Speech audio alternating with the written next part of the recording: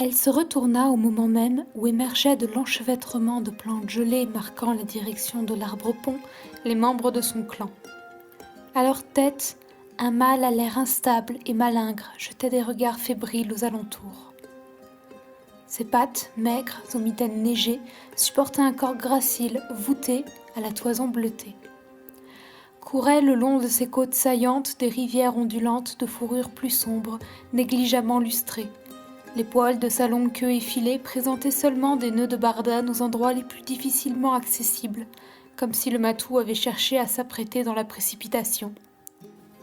Cela surprit la guerrière du clan du vent qui s'élança rejoindre son chef. Elle n'avait plus l'habitude de le voir faire le moindre effort quant à son apparence physique. Le mouvement de son corps puissant fit lever les pâles prunelles irisées or et vertes du félin qui, sitôt la reconnaissant, s'arrêta, visiblement confus. À ses côtés, un solide mâle à la toison blanchâtre masquée de gris fit signe à ses camarades de se stopper à leur tour. « Faucon écarlate ? Que fais-tu là ?» s'enquit le meneur en proie à une désagréable surprise, le genre contrariante. Les coups d'œil furtifs qu'il jetait derrière son épaule firent frissonner d'inquiétude la félonne. Elle percevait d'ores et déjà dans son regard l'étincelle violente de la paranoïa. Évidemment, il s'alarmait de l'avance inaccoutumée des autres clans. Il faut avouer que le clan du vent, de par leur proximité avec l'île des Assemblées et leur ponctualité caractéristique, pouvait généralement se targuer d'arriver les premiers, ou tout du moins deuxièmes. « Que se passe-t-il ici ?» reprit-il soupçonneux. « Je ne sais pas, étoile de pluie, » dit-elle sans hésitation, inclinant respectueusement la tête. Durant ma patrouille éclair, j'ai aperçu le clan du tonnerre et de l'ombre traverser ensemble l'arbre-pont, très vite suivi du clan de la rivière. J'ai trouvé cela étrangement inaccoutumé, car le soleil ne s'était pas encore couché depuis longtemps. Elle hésita. Elle devait méticuleusement choisir chacun de ses mots, afin de calmer autant qu'elle le pouvait les suspicions maladives du tyran. Je pensais aller chercher des réponses afin de prévenir le clan au cas où il se tramait quelque chose de mauvais. Je comptais quitter l'assemblée avant que vous n'arriviez et... De ce qu'ils ont bien voulu me partager, il n'y a d'autre raison que la météo. La saison est glaciale, le ciel se voile vite. C'est par précaution qu'ils sont venus en avance. Ce n'est pas ce que je veux t'entendre dire, Faucon écarlate. Pourquoi n'es-tu pas plutôt venu directement nous faire part de ce détail ô combien important ? Je suis désolée, j'avais jugé bon de me renseigner d'un possible danger, je m'apprêtais à partir. Cervelle de lapin ! Glapit brutalement le meneur, dont les crocs de serpent luisaient dans le regard terrifié de la guerrière. Elle s'aplatit au sol, les oreilles en arrière, en signe de soumission. Cela ressemble plutôt à une piètre excuse pour assister à une assemblée où tu n'as pas été convié. Je suis terriblement déçue de ton insubordination, Faucon. C'était pourtant ton idée que j'emmène ce ramassis de traîtres pour leur prouver que je leur faisais confiance. La laine chaude et poisseuse d'étoiles de pluie vint caresser les sensibles soies de ses oreilles. Tu devrais leur prouver que tu crois en eux, emmène ceux qui doutent le plus de toi, car boufou, ils se sentent rejetés. C'était bien tes mots, n'est-ce pas ? Oui. Et tu ne faisais pas partie de ces chats. Tu le sais pourtant que tu dois suivre mes ordres si tu veux mettre tes pattes dans mes traces. N'abuse pas de ma patience. La nausée fit tourner la tête de la féline à l'idée de partager le destin d'un assassin. Par instinct, elle se pressa un peu plus contre la neige, protégeant les tissus fragiles de sa gorge. D'autres étaient morts pour bien moins que cela. « Je suis désolée, ce n'était pas mon intention. »« Pas ton intention, moi. »« Alors, quelles étaient-elles » répondit-il sans aucune compassion. « Te laisser tomber entre les griffes de nos ennemis ? Ces chats veulent ma mort et celle de notre clan. Qu'est-ce que tu aurais fait s'il s'agissait d'un piège ? Tu aurais pu te faire tuer !» La voix du chef mua soudainement en une profonde inquiétude paniquée. Le matou au masque d'argent poussa doucement du museau le chef du clan du vent. « Elle va bien, elle n'a rien. Calme-toi. » « Ta fille aurait pu se faire assassiner et que l'Adromarin arrête d'être aussi tranquille !» Faucon écarlate croisa le regard doux et affectionné du lieutenant du clan du vent qui l'aida à se relever. Elle ne sentait plus ses pattes gelées et flageolantes. Il était temps que ces abus finissent. Elle sentait la colère reprendre le dessus, jusqu'à ce qu'une langue râpeuse et délicate vienne remettre sa fourrure en place. Ses yeux s'écarquillèrent. Étoile de pluie poussa un triste soupir. « Tu me poses beaucoup de problèmes, Faucon. Mais, malgré tout, je suis heureux que tu m'aies désobéi et que tu sois là à mes côtés ce soir. » Le regard du matou s'était adouci aussi vite qu'il s'était énervé. « J'ai une annonce importante à faire et... » Il jeta un coup d'œil nerveux à ses guerriers. Un visage familier me donnera plus de courage. Une déferlante de doute frappa la pauvre guerrière. Étoile de pluie avait l'air si fatiguée, si faible, si timide, qu'elle dut se rappeler toutes ses cruautés pour ne pas céder à ses incertitudes. Son regard glissa vers un éclair de fourrure rousse, poitrine d'écureuil, sa plus chère et tendre amie. L'imposante femelle au poitrail particulièrement épais durant la saison des neiges lui fit signe de la tête de s'approcher. Étoile de pluie sembla la remarquer également. « Allez, va rejoindre ton ami. » Faucon écarlate nota que malgré la visible nervosité du félin bleuté, il abordait un sourire sincère. Elle n'aimait pas ces sourires sincères. Le même qu'il lui avait adressé lorsque Nuage de Ciguë exécuta sa propre mère. Elle renouvela plusieurs fois sa décision mentalement pour ne pas perdre de vue ses objectifs. Cela avait été toujours la chose la plus effrayante chez le tyran. Il était capable de s'attirer la sympathie de tout le monde. Elle-même, des saisons durant, avait cédé à ses manipulations. Punition et récompense, peur et désir, il contrôlait les passions des autres comme s'ils n'étaient que de vulgaires extensions de son propre corps. Plus jamais elle ne sera ses griffes. Tout finira ce soir. Merci, étoile de pluie. Je ne te décevrai plus. Faucon, ne me fais plus jamais aussi peur, s'exclama discrètement Poitrine d'écureuil, une fois que la chatte Calico l'eut rejoint. Ce n'est pas le moment de commettre des imprudences. Je le sais, je suis désolée. As-tu tenu tout le monde au courant ? Le regard d'ambre de la guerrière était toujours focalisé sur Étoile de pluie. Son apprenti, Nuage de Ciguë, un jeune matou à la fourrure blanche tachée de brun, l'avait rejoint, accompagné de Nuage de Perce-Oreille, dont le mentor n'était autre qu'éclat de romarin. Faucon écarlate sentit son cœur se serrer douloureusement.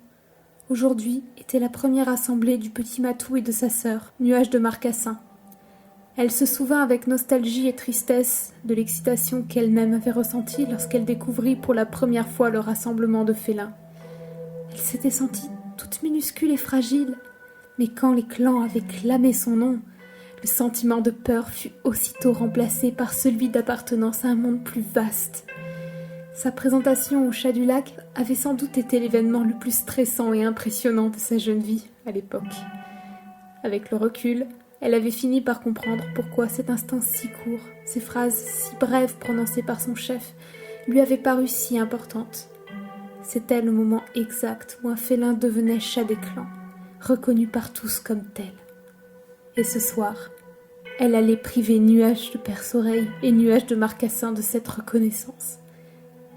Le jeune apprenti chahutait avec Nuage de Ciguë. À quelle horreur allait-elle exposer cette âme innocente ? Mais elle n'avait pas le choix, se rappela-t-elle.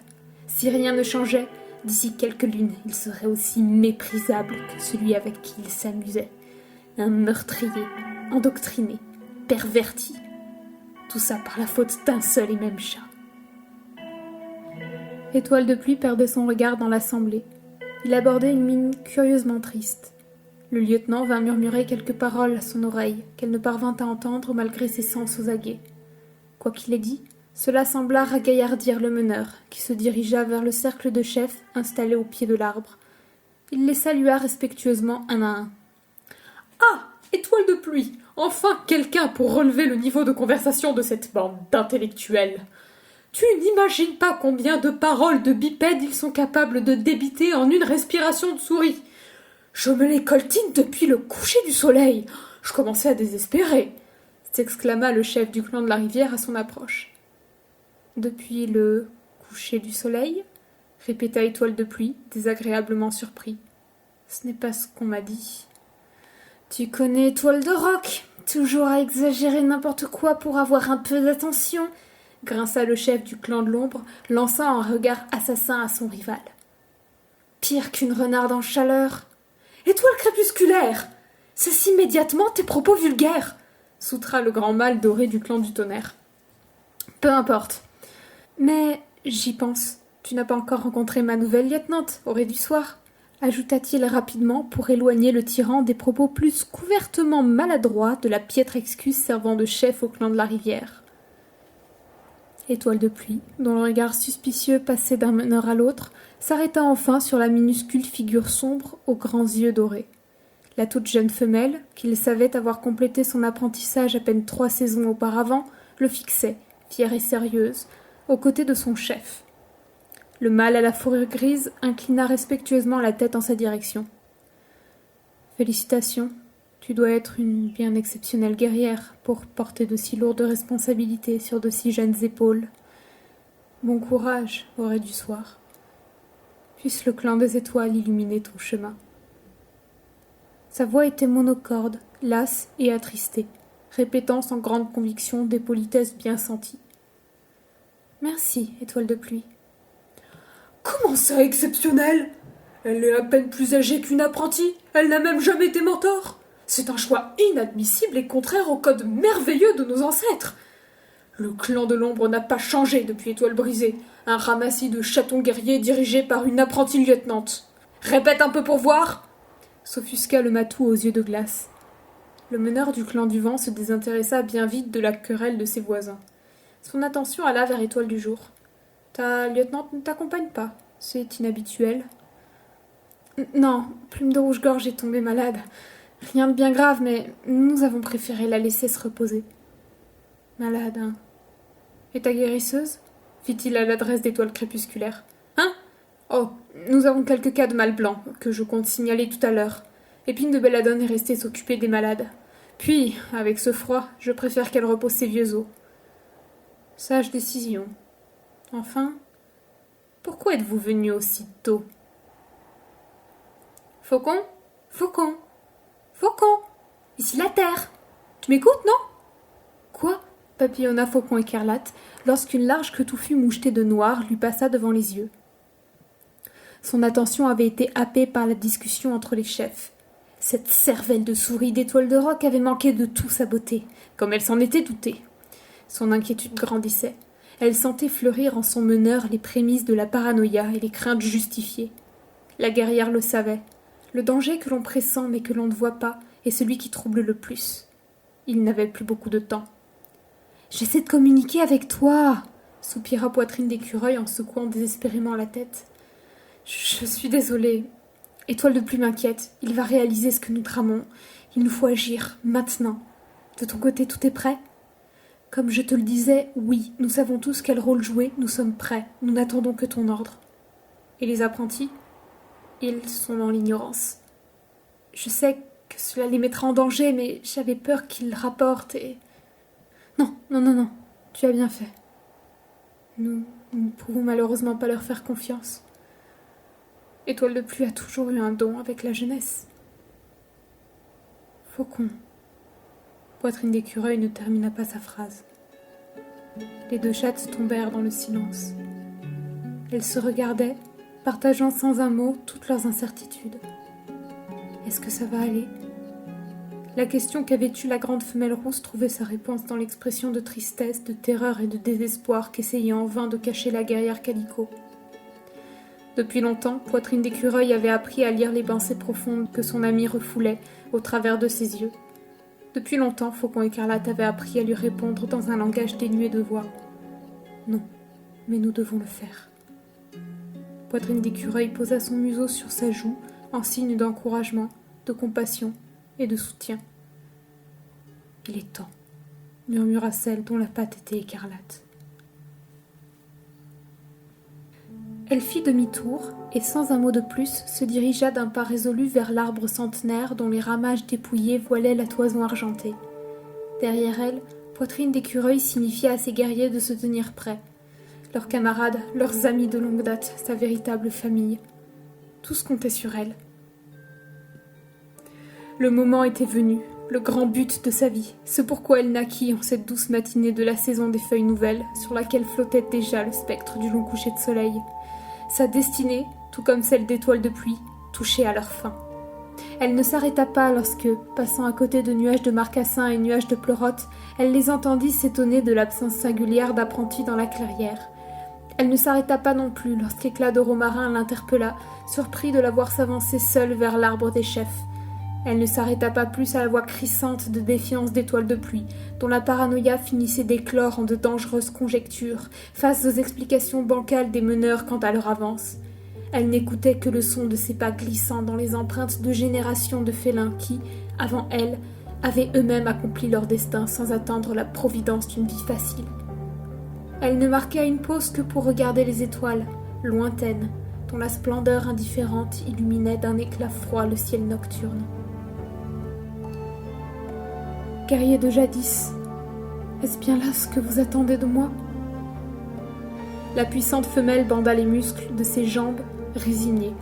Elle projeta son corps en un bond maîtrisé pour planter ses griffes dans l'écorce molle de la première branche venue, puis réitéra l'opération jusqu'à surplomber l'assemblée. Son escalade lui avait semblé si brève, si aisée, qu'elle se demanda si elle n'avait pas été changée en oiseau l'espace d'un instant. Elle se sentait comme externe à son corps. Ses pattes allaient-elles la soutenir encore longtemps ?